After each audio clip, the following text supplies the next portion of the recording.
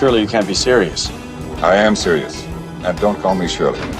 Silent Green is people! One morning, I shot an elephant in my pajamas. How he got in my pajamas, I don't know. They call me Mr. Tibbs. E.T. Phone home. It's the Al Travis Show, but we love having Paulie on. Minnesota's sports lifer. Paulie, let me throw it to you this way. You and I, we sit hours apart in our living rooms texting during basketball games. We have our friends on there. A couple of our kids join. And in reality, Paul, I think what we're seeing is you and I passing the torch. Passing the torch. To our children. We get them hyped up. This could be our game. We're all there. And it's just a Minnesota sports team doing Minnesota sports. Absolutely. I was thinking exactly the same thing. We are on the same page. Our poor sons now are taking on the inevitable sentence that is being a Minnesota sports fan. We It's so hard. We get a team that gets a little ways down, a playoff run, planting a seed of, hey, we might have a first championship since the early 90s in this town, and it ain't happening now. That's a good team. It ain't happening. No, and I know. But let's talk through it a little bit. I give Randall literally the MVP for our team for the first two series and the first game of this series. He's the one when we needed a bucket, we got a bucket. He's the one when you had to have a three, put a three in. Randall's been our guy. Now, he wasn't our guy yesterday, but to bench him, when you put in Nas, who, and again, I love Nas. It's the only jersey I own. He wasn't hitting anything. So there's just no hope. Yeah. And that's what's kind of strange is just that our bench has been our strength because our bench is better than, so your next five are better than everybody else's second five. And they're just not showing it. They know it. I'm sure they had a film session and all that stuff, but it's just, it's frustrating. I mean, I don't see him taking a game. I think other Minnesota sports teams that, that made it to the finals, the North Stars back in 91 was a surprise run. Or in the Twins. Or 81, the North Stars. They ended up running into the New York Islanders in the finals. They did steal one game. They were down 3-0, and they did hold serve at Met Center just to not get swept. I mean, that's kind of – is that where we're at, Al? That's what I hope not to get swept. Before you came on, I was saying, after I let the guys get on a bench, I am not trying to jinx this. Do not screw up Memorial Day. I want to be outside. I'm going to golf in the morning, think of our fine folks who died in service for us. Then I'm going to put a big old pig butt on the Traeger, watch the game in the garage, smoking a cigar. I want this to be the perfect day. That's too much pressure for these guys. I think we fold. I don't want to be out in 4, Paul. Yeah, I don't. And no, I hope it's a good day. And then that would be huge to win the first game at Target Center. Set yourself up to potentially tie it then on Monday, right? Otherwise, all the air is going to be let out of our building, right? The town's on fire. Everybody's wearing. I was at Target last night. They've put Timberwolves sleeves on the round things, in front of the store. To get because they're excited about the team and the run and it's like. They're going to be up for all of 5 days if this keeps up, and they're going to take them back down. So, what happens if play this out? They lose tomorrow, Saturday night. How many people say, "Let's rush to the Target Center to see the final loss"? It could be a hollow stadium. I don't know unless they show some spark. Yeah, I couldn't see it. Yeah. If you lose by 20, Saturday, it's a foregone conclusion, and. Yeah, it is too bad, and you'd hope the worm had turned, right? But boy, it's tough sledding. You the guy, one of the guys I was saying it's just because the refs, it's 6-on-5. I get SGA maybe in that first game got some calls that the rest of the world doesn't get, but you're losing by 20. It wasn't the difference, maybe momentum got it, but I didn't see much of it last night. No, and you also need an answer for Holmgren. He's having a great series. You need to get rebounds from Hartenstein or whatever his name is. Hartenstein, yeah. Hartenstein. He's getting rebounds all over the place. They got the guy who's defending Ant's doing a great job. You got to give Ant some space. Somebody set a stronger pick for him. There's a lot going on, and that's the thing is that Oklahoma City is they're a smooth, well-oiled machine. They cover defense like I've liked our defense where we rotate well and the other teams move the ball, try to get the open shot. We've been covering every open. There's not been the open shot, but they're doing it at another level, and so it's sad, and we see it coming, Al. We've been here, we've done this. Yeah, we see it coming, and now we just have to perfunctory go through 2 losses at home probably. So let's do some coaching. Let's do some coaching from the chair, the lounge chair. Got it. Naz Reid, DiVincenzo. They all scored a couple points at 10. Naz has not been Naz. Okay, no. You'll go through that. But what I don't understand, and Julius Randle, like you say, I'm giving him MVP up until last night's game. But Rudy Gobert is non-existent. He has, I think it's 8 points in 2 ball games. Yeah. He's got a total of like 12 rebounds, 14 rebounds. It's like in 2 ball games. Yeah. And he's the one who needs to protect the rim against the Holmgren, who's over 7 foot. He's the one who's got to make life hard for him, and it's not happening. So, and who knows? This time of the season, 2 tough series. Who knows what nagging injuries people have? Oh, yeah. And I get it, but boy, it would be a really sad if it ended this way. It's a gut check. It's a gut check to come back and win this first game at home, give people a reason to come out that second game. Yeah. And then, you get a couple of calls and you never know. So we've beaten them this year, by the way. I thought we matched up better with them than we did with Denver, but they're a much quicker team. They're amazing to watch. The Chet Holmgren's world, let's use him and what's the guy from San Antonio, Victor. Big guys are different now. Than the Gobert days. Gobert, you could be big, block shot, stand under the hoop, and if you get a couple of buckets because you're in that circle, good. That's the way they used to play. Now they're the Chet Holmgrens who will take the ball at the top of the key and to shoot a 3 now and again. They'll dribble the ball. What do you do if this is the end for us here? What do you do with this team for another year? Do you say we just got to solidify even more? Do you got to go find somebody? I'm liking the Randle DiVincenzo trade, even with Cat in New York. Yeah. Maybe he gets the finals. I think we're a better team. Granted, didn't show it the last 2 games. Do you just bust it all up, keep Ant, and say everything's also on the table? Oh no! 2 straight runs to the Western Conference Final. You've got something going on. Here's the other thing: we've done it with a very different starting roster with that trade. How about off to Chris Finch? He is an elite coach, and the fact that he could do this with and figure out how to work these guys in during the season. Where they by the end of the season, they'd figured it out. They won like 20 out of 22 or something. But if you go back a month and a half, Bally, 2 months now, the playoffs take forever. We are hoping to not have to be in the play-in situation. Yeah. I mean, this really came along rather rapidly. We peaked at the right time, I guess, because remember, we were back there going, if we don't win this game and they lose this game, we're playing in. Yeah, and it's I don't know. But think about how bad this franchise has been, and let's I'm trying to look at the positive right now.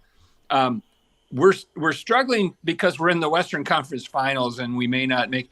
This team has like a 300 winning percentage overall, in its entire franchise history. Yeah.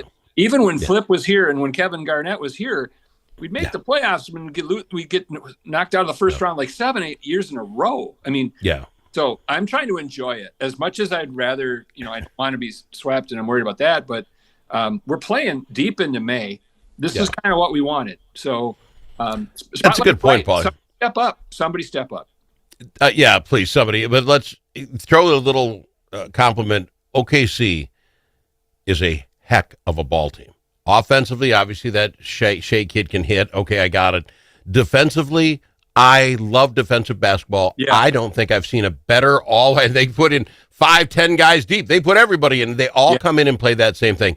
It is an amazing ball top. I mean, if we're going to lose to somebody, these guys get it. And let's hope we're still talking about Timberwolves in a week. Yeah. That they bounce back and we make a series, and who knows what can happen. But think about the potential matchup between OKC and the Indiana Pacers.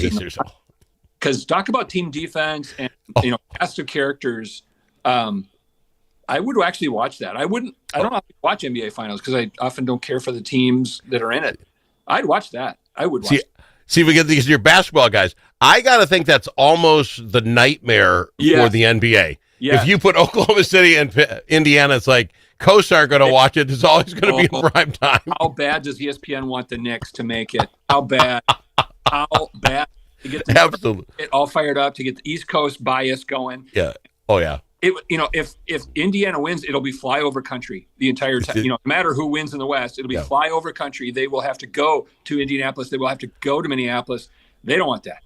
If you listen to these folks, these announcer guys talking about all these teams, I bet you they have to pay them extra money to make them go to OKC and Indiana instead of going anywhere else because they love being in New York, talking about that New York squad. Oh yeah. Oh, they love it. They love it. And yeah. We got to go to break. We have another team well worth talking about, and we'll do that right after this with Paulie, Minnesota Sports. That's what we do. There's the rainbow. Look over the rainbow. There's something good coming. We'll be there. Chanhassen Dinner Theaters brings you its most popular show of all time, Grease. You'll hear all your favorite hits from the Broadway musical and the movie. Join the whole gang at Rydell High. We'll sing, we'll dance, we'll bring you back to high school life in the 50s. Poodle skirts, bobby socks, the soda shop, and drive-in movies. Grease! It'll rock your socks off. Order your tickets today. Visit chanhassendt.com. You know that car sound that sounds like a cricket playing a banjo? Jay's can fix that. You know when you step on the brakes and your car sounds like a pair of tennis shoes in the dryer? Paul is a guy who specializes in that. And you know that sound that never happens when the mechanic's around? Paul took a whole course on that. If you own a car, you need to know Paul. Paul owns Jay's Auto Shop, 202 North Main Street, Blue Earth, 525-1052, 525-1052.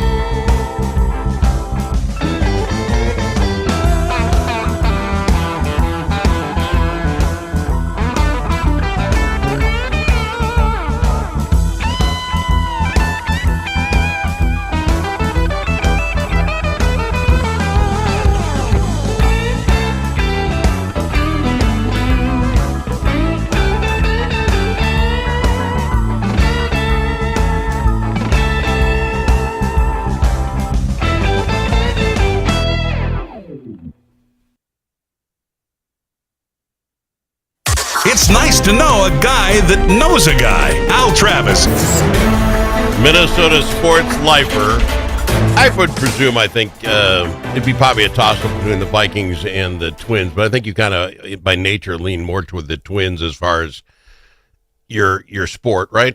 Yeah, Vikings have broken my heart too many times for them to be my top.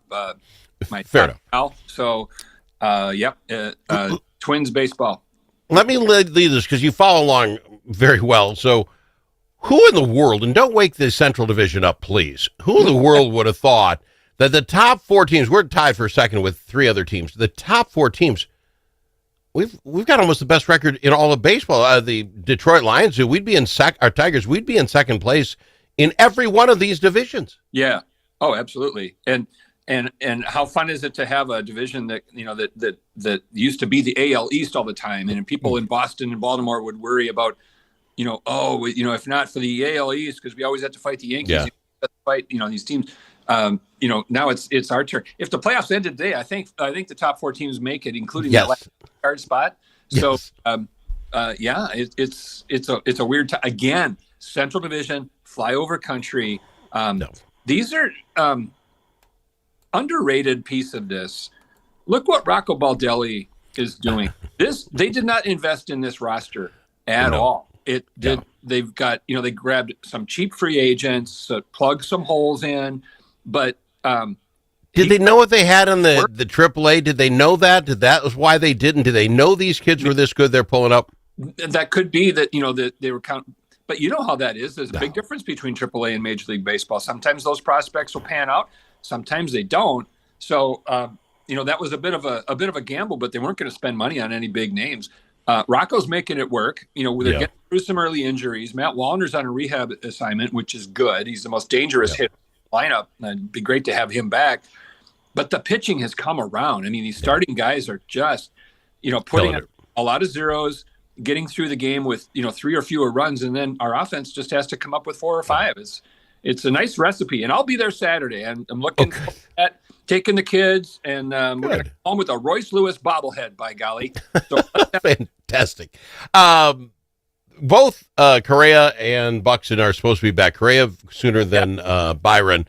Could be back even today, which is great news. So then you talk about Wallner and those 3 guys all getting back on this lineup. You almost get to a point where you got to get scared of coming to see the Minnesota Twins. The Twins, this is about as good a lineup as we would want in a year, as far as hitters go. But my time flew with all that concussion stuff going on. It seemed like just yesterday they beamed each other in the head. Yeah. And we win 13 out of 15 in the last 2 weeks. It's like, let's keep this up. Time flew. Yeah, it did. And also, when you've got guys who step into those roles and perform well, like Cody Clemens and young guys, I think the veterans look at that and go, health is what it is, but, take my job if I'm not in the lineup. And so, there's something to that as well. I just can't get over the starting pitching and what people are doing here with Joe Ryan had some really nice outings in that streak. Pablo Lopez is being Pablo.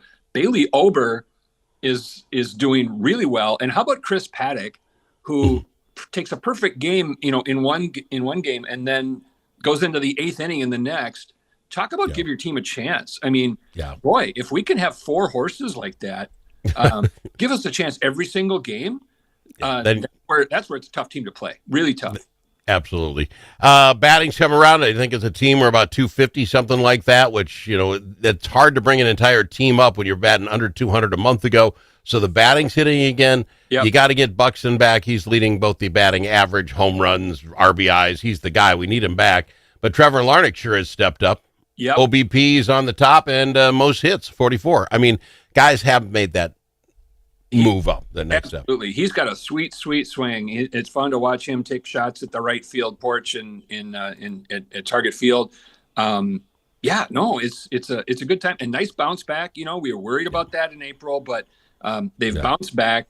It could be a fun summer of baseball, and they're fun to watch. Here's the other thing that I noticed is there's some clutch about this team right now. They're winning games in the final. They're doing it late in the game. Yeah. They're down by 3, and then by the time they get to the 9th, they tie it up, and now they got a chance. So I like that part of it, and people aren't blowing it with two outs or good 2-strike at bats. So we got Lopez, Matthews, and Ober coming against Kansas City.